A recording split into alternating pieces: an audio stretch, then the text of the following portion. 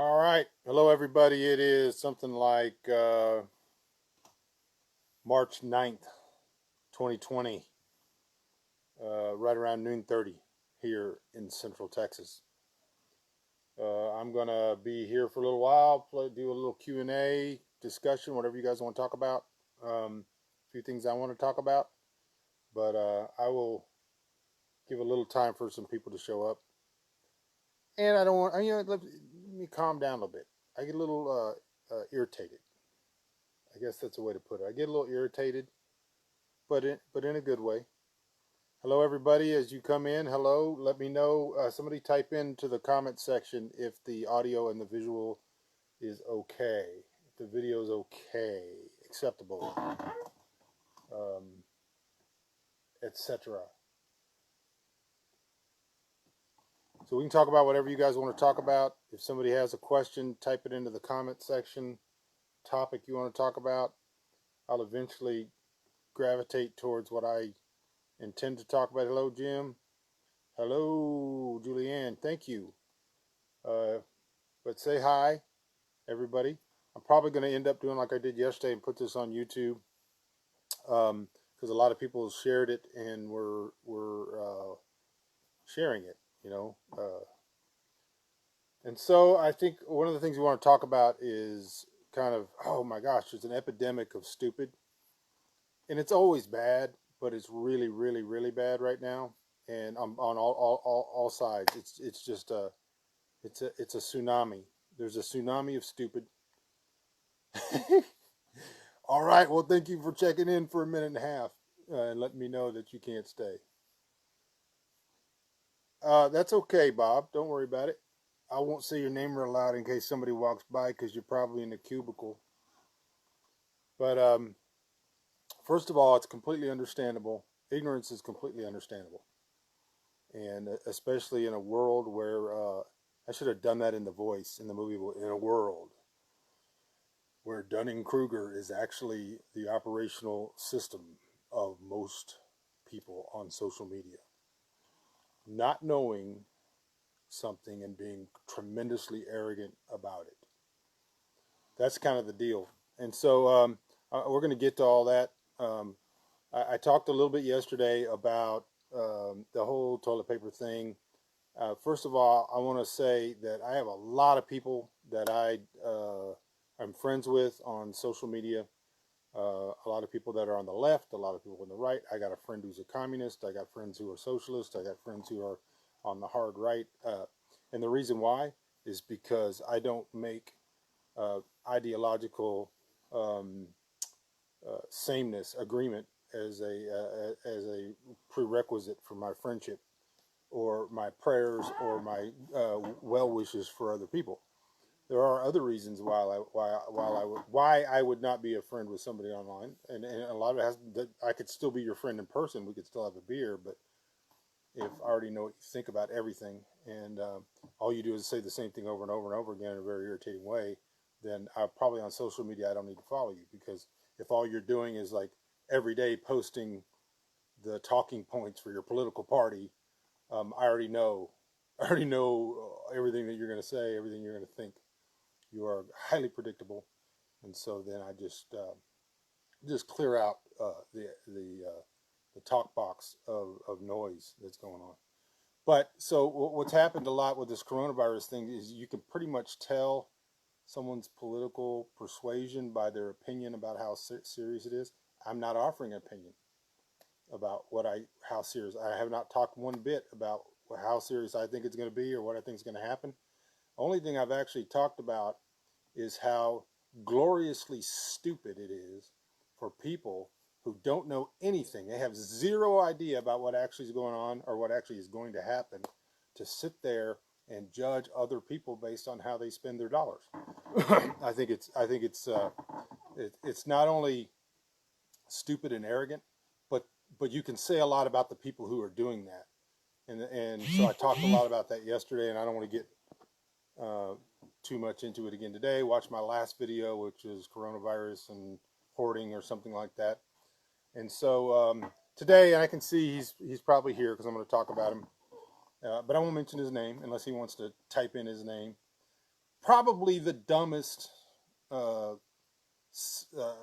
long, the Talk Box of Noise was the name of your high school band. The dumbest long conversation. And so I need to give some feedback about the context.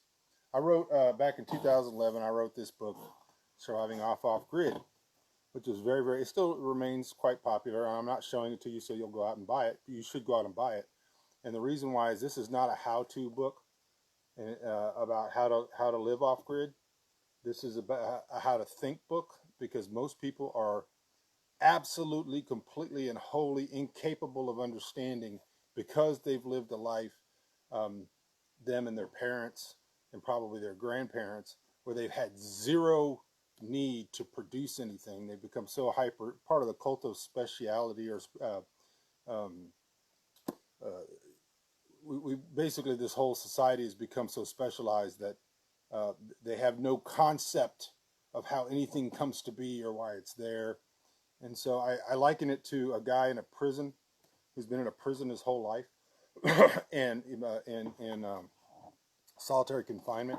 And the guard has come every 3 times a day and put food through a slot. And then suddenly this guy gets let out of prison for a little while, and he can't understand. Not only does he not understand why anybody's going to the store to buy food, or somebody's going to a restaurant, they're idiots, obviously, because some guard is going to come hand me my food. But he's condescending and arrogant when he doesn't even know what he's talking about. He has no clue what it takes. And so this book goes through not only a history of the world, but it goes through the history of the philosophy of production, why things exist, what it took for it to be there, and why most kind of survival ideas fail when they're actually put to a test because of some intrinsic logical fallacy. Something, something Plato, something, something the cave. You're right, Chris. I was modernizing Plato's cave shadow allegory. I thought about actually just doing the Plato allegory, but then it's just like this book. Then you have to explain who Plato was, and you got to explain. So this book was basically it says right here, decolonizing the industrial mind, which is if I took you, and I don't care whether you were in the military people are just as colonized, appreciate their service, but they have lived an entire career based on a supply train mentality, and that doesn't always work, and historically has not always worked. And so what I do is go through the history of those things, those different philosophies, and I talk about what their weaknesses are, what their strengths are. And so, anyways, going back to my friend who the conversation started off with, he made a comment about he didn't understand why people were going to buy toilet paper because you could just wipe your ass in the shower. And so I don't want anybody going off into whether or not that's a good idea, whether you live with other people. Uh, the whole idea of using water to clean yourself is an ancient, ancient idea.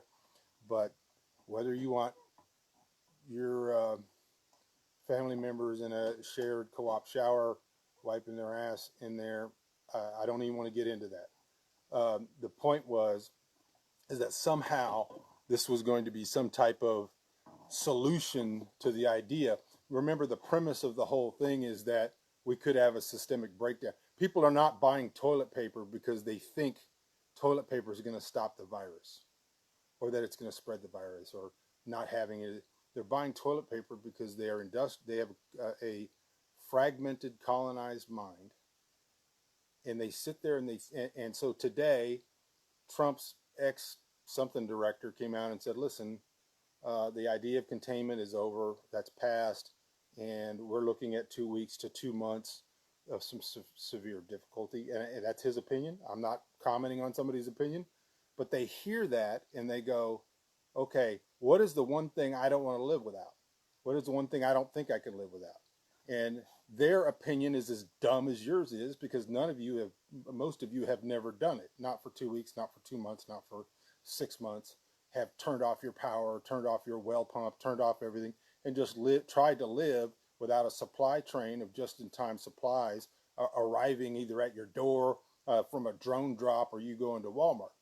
And so because you have been acculturated to this idea that goods arrive just in time, whether it's water coming through your pipes, even if you have a well, even if you have a generator, or electricity, or the store, or whatever, you have a really corrupted view of how things come to exist and how they get to where you are, and all the things that can happen in that supply chain and the logistics of that that could stop that from happening.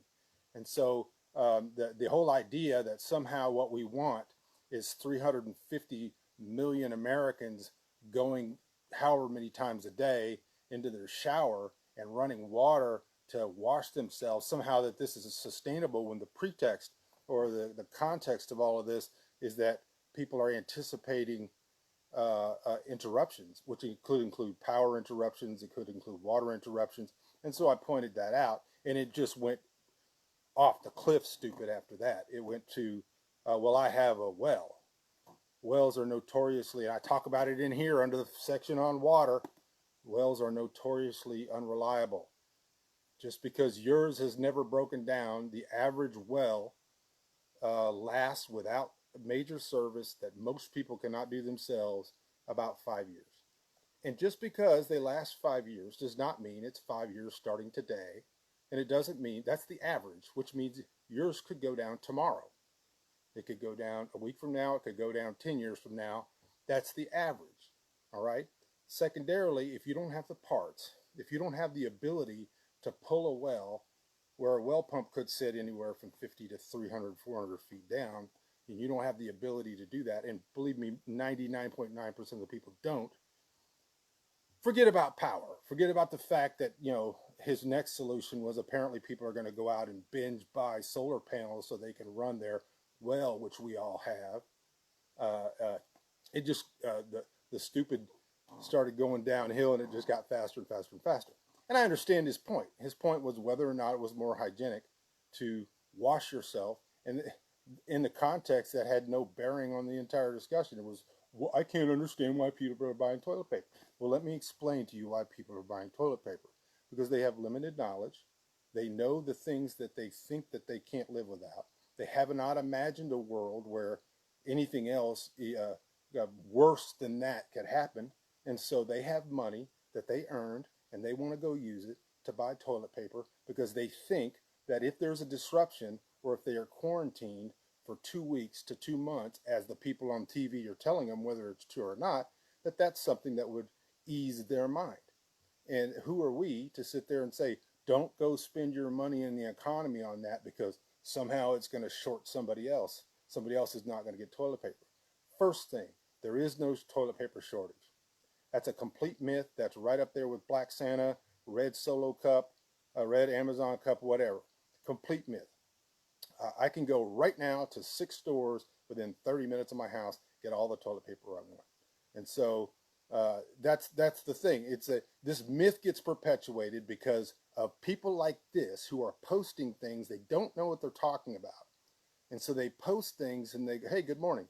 They post things like, somebody made a funny sign about all the assholes out there buying toilet paper, and then there's these manipulated pictures, which they've already shown that the media is creating, that by them taking things off the shelves and then taking a picture of empty shelves, and then the toilet paper myth got going, and now all of a sudden you got a million geniuses who probably could not survive 1 week in the wilderness without a tool, without a knife, without a fork or a spoon or a saw or anything else, could not survive 1 week. They think they can because of their Dunning-Kruger.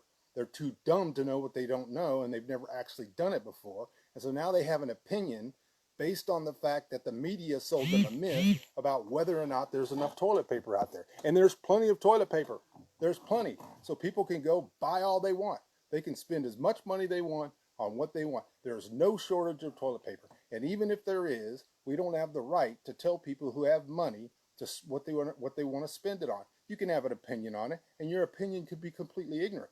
But let me tell you something. The people who are anti-preparedness, who in every crisis sit there and act like nothing bad's ever going to happen, and they sit there and pontificate about how, oh, this is another Y2K, blah, blah, blah. These are the same people who are going to show up at my doorstep and expect me to take care of them because they were too stupid to take care of themselves. Now I look around and I see people and I go, is this the kind of person that has any moral, intellectual, or physical benefit to anything that I could possibly be doing? The people that I least want to ever show up on my doorstep are the people who sat there and ridiculed other people, even though they're ignorant, even though they don't know that toilet paper is not the first thing that you should buy with your money if you're going to start prepping. I'm not a prepper. I'm so far beyond prepping, it's ridiculous. I don't dislike preppers, and I don't dissuade them. I want as many people to have as many things that they think that they need to keep them from showing up at my house or from my tax dollars because they show up at the government and expect the government to pay for to take care of them as possible. If more people had toilet paper and more people had generators and more people had food and more people had 3-6 months of backup supplies, I would be as happy as can be. Now, all of those things are just an X. They're just an X. They're not sustainable. They're not long-term survival. And the reason why is because those things just add X days. Okay? If there's a systemic collapse, they add X days. So if I say to you, I have 3 months supplies of food, water, medicines, and all of these things. First of all, those numbers aren't right. They're never right. That's in a best case scenario, you have 3 months. That's fine. You just added 90 days to your condition of absolute susceptibility. That's how much you've added. I should probably stop and read some comments because I'm getting a little worked up. Wait a cotton picking minute. Does this mean I'm not really going to a corner of the market on TP in my village? Your village is a very special village of idiots. Okay, so it's a joke. Okay, so whatever your prepping thing is, 3 days, 3 months, 3 years, that's X days. Divide that X by 10 because that's the best case scenario, and that's your cousin Roger not showing up and wanting a couple bites to eat, or your grandchildren or something else. The amount of, they say there's 3 days in the supply line at any particular time. That's bullcrap because that's ceteris paribus, everything's staying equal. There's 3 days in the supply line. That ends 5 seconds after everybody thinks that there's a problem.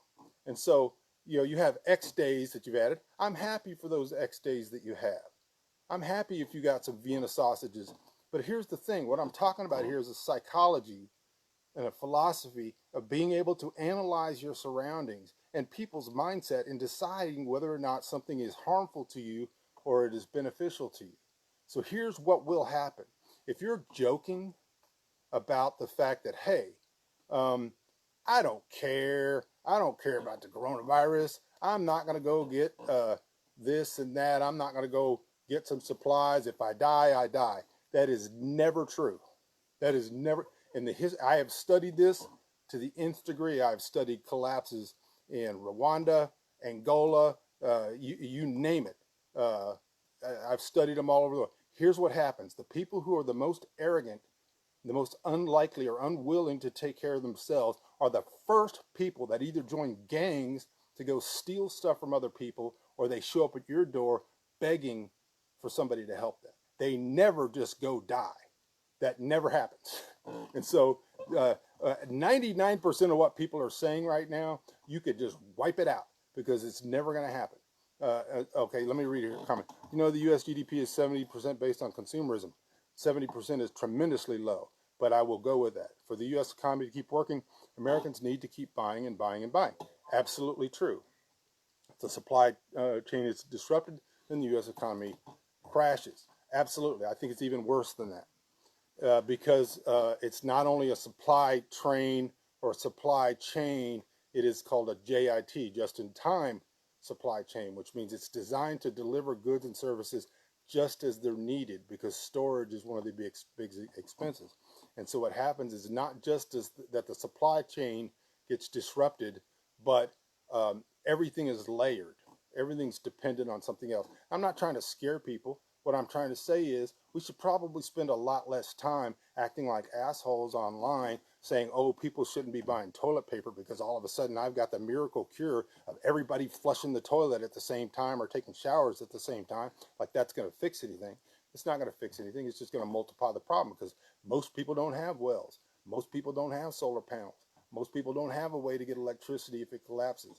And most of those people who work for the power company, who work for the water company, who work for the police, they're going to go home after 3 or 4 days when they're worried about their loved ones, and they're going to leave those jobs, and that stuff is going to collapse. And so here's the thing, uh, you know, I'm not pretending like I have any solutions. I'm not pretending like I even know what's going to happen. I have no idea anything about. I'm not an expert on coronavirus. I don't know. If somebody said, gamble, what do you think's going to happen? Who knows? Maybe we're all going to get it. My suspicion is that the people that are being infected and people that are getting sick and the people that are dying are people with bad immune systems because of the modern American diet. People that don't exercise, that work in jobs where they have to eat processed foods a lot, where they don't have the ability to get vitamin D, vitamin C, and the things that they should be having. They haven't built up an immune system. That's just a suspicion. I'm not a scientist. I'm not pretending that I know, because I don't. But I'm suspicious that, or my suspicion is that that's probably the deal. And so here's what's happening: is you have people online, you have experts who are saying, "Hey guys, this is nothing worse than a cold. This is nothing worse than the flu. We're going to get through this. 2 weeks, 2 months. There could be some interruptions." And you have people saying, "Listen, this is going to be 1,000 times worse than that. This is going to be worse than the Spanish flu. 44 million Americans are going to die." And whether it's just like sitting here going, "Well, we landed on the moon. We didn't land on the moon." And I'm not an astrophysicist, and I have no idea how to. If everybody has been proven to lie to me before, and they all have, so the government lies to me, the media lies to me, and you lie to me, then I'm left with reason. And I'm left with my desire to be able to look at things and go, what is the best thing? What is the best thing that I could do? And the best thing you can do is learn what you don't know, because that gets you out of the Dunning-Kruger lane. The Dunning-Kruger lane is you are dumb and you don't know something, but you don't know it, but you're arrogant about it, and you're letting everybody know just how much you think you know about things.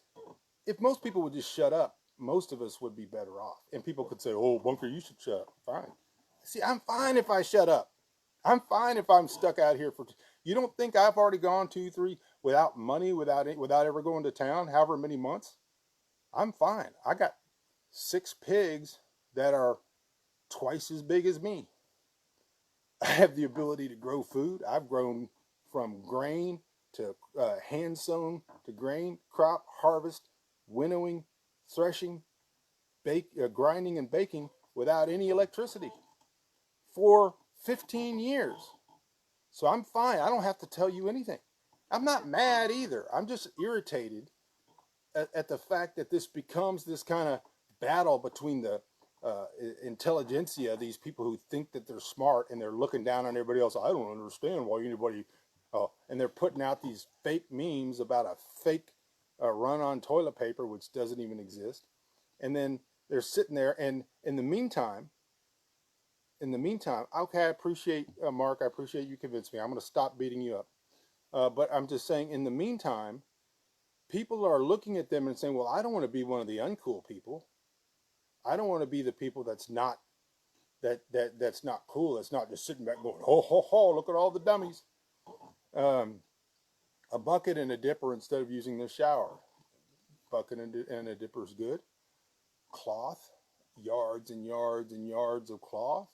Going to the thrift store and buying bales of old t-shirts and stuff for 50 cents. Having a lot of cloth is a good idea. Being able to make cloth, I have sheep that have wool, is even a better idea. I don't expect everybody to go start living like I'm living, but there's a way to think. And so what I used to tell people is, it's not something, it's everything. It's not something that you're getting wrong, it's everything. Every single thing that you think is wrong. Until you start thinking about how did that thing happen before the entire industrial consumer system provided it for you without you ever thinking? How did it happen? How did bread happen before we ever had Walmart, before we ever had trucks, before we had how did bread happen? How did milk happen? I'm not saying, like I said, everybody's got to go, but at least know how this stuff, how do you make light? and I'm not talking about joking about something, how do you create light for at night without saying, oh, if I go buy a bunch of candles, all of a sudden I'm in a sustainable, you're not. You've added X days. If you have 400 boxes of candles, congratulations. I appreciate you. I'm glad you thought ahead. I'm glad you have X days of light available. But wouldn't it be better to do that and know how to make candles, to know how to get the materials, or to produce light without candles, which is also completely doable. There's a section in this book, Surviving Off Grid. I might have to put my glasses on. And by the way, there's religion in this book. If you're offended by somebody else's opinions on religion, then don't read it. Here's the chapters. Defining terms, which is important because most people have their terminology wrong. Revolution, something must be done. Debt slavery, the grid, light and heat. Cool stuff, which is staying cool. Land, how do you acquire it? I'm not telling people how to acquire it. I'm just saying how does that happen? Water, food part 1, food part 2, food part 3, preserving the harvest, building a harvest, all those type of things. And I'm not saying you should read this because you should go off grid. I'm saying at least know. At least know what it is that you don't know, because then it helps you make decisions down the road. Okay, hold on. How do you get the sheep into the bathroom and, oh my gosh, the comedy is starting. I'm always telling my children that everything that they buy, like Twinkies, was made by someone and by hand before they made a machinery to build it. Yeah, it's also true of meat. Not that meat was made by hand, but people think that the meat like just appears at the store. If you like meat, if you plan on eating it, if there's a systemic interruption, might be a good idea to find out where it comes from. Go to a farmer and learn, or watch butchering. Watch butchering videos if they even have them anymore. They're probably politically incorrect. But every single thing, this whole deal for us started 20 years ago when we just went and turned the power off on our house for 3 days just to find out, because I had no clue. This is the first time I ever sat there and went, well, how are we going to make coffee? How are we going to do this? And everybody thinks they're smarter than they are, but they're not. And they never are. And most people are victims, and they expect somebody else to think for them, to take care of them, to provide for them. And that's why I said today that people who are thinking like that, even though a lot of them call themselves conservatives, they're crypto socialists, because they talk about how much they love capitalism, but they don't. The minute somebody else goes and buys their toilet paper, they're like, someone's got to stop these assholes from buying toilet papers because there's not any when I went to the store. You have to go into the frontiers of your ignorance. That's right. You have to start to learn what you don't know. Scott Ray has some good butchery videos. Yeah. There's nothing better than getting hands-on, because all animals are basically the same. There's nothing better than getting hands-on. If you don't eat meat, that's fine. Know how to grow stuff. Know how long seeds last.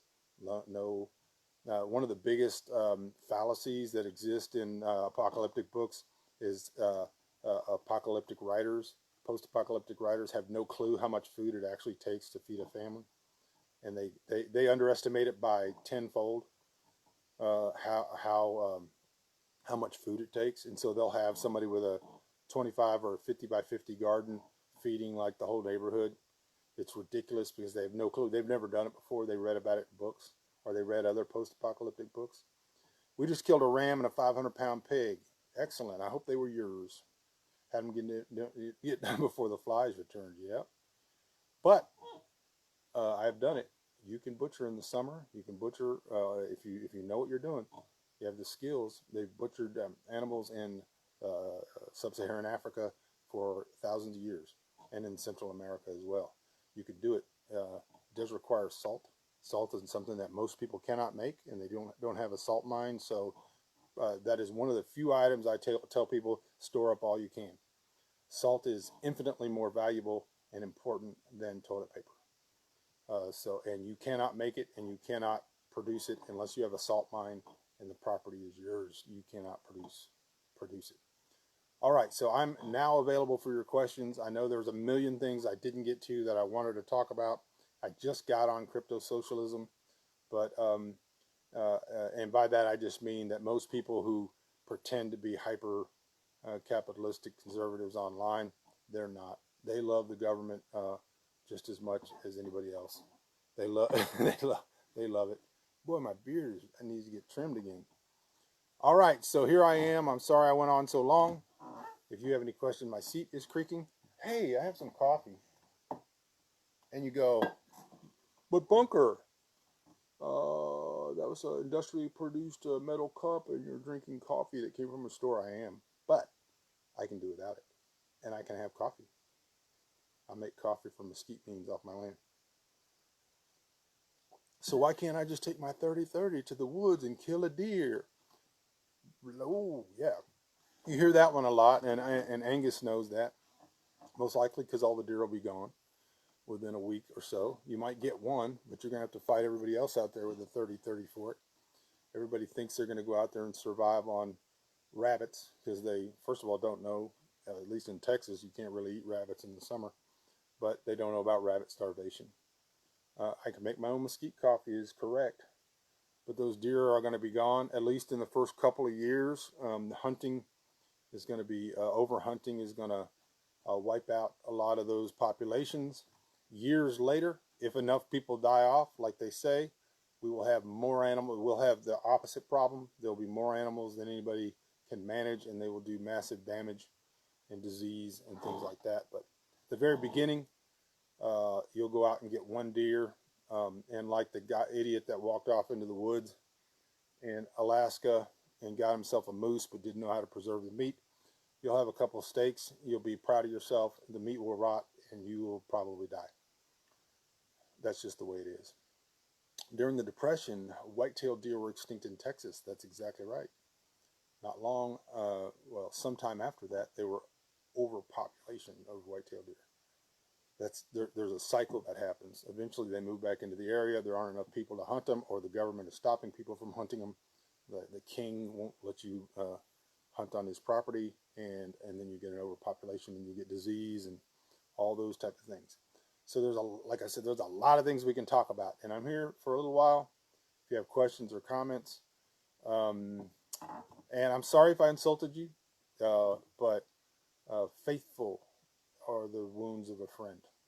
I'm only telling you that because I like you all. I don't have to tell you anything. I don't have to be doing any of this. I could be doing a workout, waiting for my Hollywood movie to start and drinking my coffee. But you can just pick something up and you can go, this sausage, dried, long-term preserved, can sit on my desk for months. Salt from seawater is very, very, very, very difficult, only because it takes a lot of human energy. If you don't have equipment, it takes a lot of human energy. It's not impossible. You can get salt from seawater, but there is a process, and it takes the sun and some, I mean, you can do it. You can do it. It's just the amounts that you need, you know, just to preserve a ham is going to take 3, 4, 5 cups of salt. Wars were fought over salt. That's true. Sources in Texas as recently as the late 1800s. In our area, a person with a salt lick on their property could trade for just about anything they need. That's right. That's going to happen again. Who knows what technology is necessary now to produce something as simple as salt?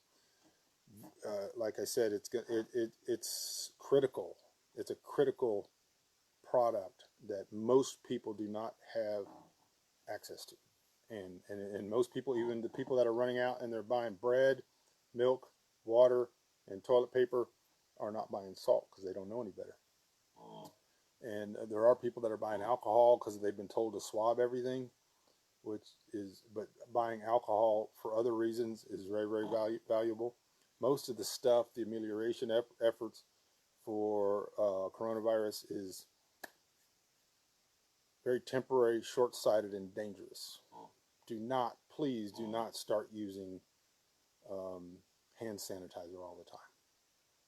It's a temporary solution with very long-term detrimental effects, including the ruining of your immune system, the building up of resistant bacteria, and the toxicity to your liver. you're much better off washing your hands with salt, with soap and water.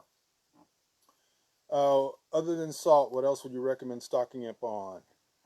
There's a list. There was a great, if watch the show Jericho, because there's a scene in the Blackjack Fairgrounds episode where they have a list of, and this is like after a real collapse or a real movie TV collapse, but there's actually a list of what people are actually looking for, and salt is certainly one of the major issues. But things like iodine, medical supplies, bullets, which are not only good for their main use, but great for barter. Medical supplies is a really big one, because most of those things we can make do with other things, but they have a tremendous amount of value when you're under stress. When you're under stress and you really don't, if you have to do surgery, it would be better if you had a surgical kit and you had some supplies. So I could probably go on. I'd do a whole video just on things, and maybe I will do a whole video on just things that people should stock up and store up. Food is way down the list. Water is way down the list. Water preservation knowledge. One thing you'll learn, though, is that I'm not a thing storage person. I'm a knowledge storage, and I mean practical orthopraxy. Practical knowledge means you know how to do it, and you've done it enough times that it's second nature. Starting a fire without matches or a lighter, things like that, where you actually practice it, do it enough times where you know how to do it, where you don't panic and you're not worried if you have to do it. Since no person will be able to produce everything, it would be wise to learn to produce things people are willing to trade for. Brilliant, also true. Among those are liquor of some sort, absolutely. Growing tobacco for barter, and obviously food.